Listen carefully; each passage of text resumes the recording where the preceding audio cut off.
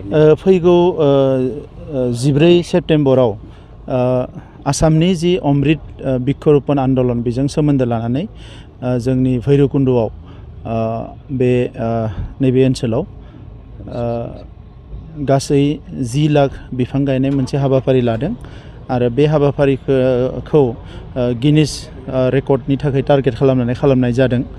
दा बेवहाय आसामनि चिफ मिनिस्टार बिथाङाबो फैगोन होननानै खोथा होदों आरो फारफ्रोमबो बिथिंनिफ्राय फरेस्ट डिपार्टमेन्ट लकेल पाब्लिक गासैबो लोगो नांनानै बेवहाय प्रिपारेसन जागासिनो दङ। दा 85% बांसिन प्रिपारेसना जाबाय।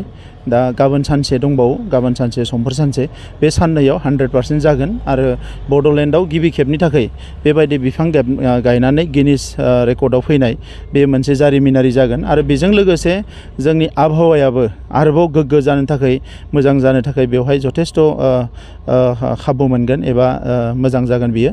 दा बेखौ मिजिंथिनानै जों बिटिआर सरकारनिफ्राय जोंनि गासैबो EM MCLA MLAफोर बिथांमोन लोगोसे जोंनि UPPL आरो BJPनि मावथिफोर बयबो बेवहाय बाहागो लादों जाहाथे बे 14 सेप्तेम्बराव लानाय बिफां गायनाय हाबाफारिया साक्सेसफुल जायो।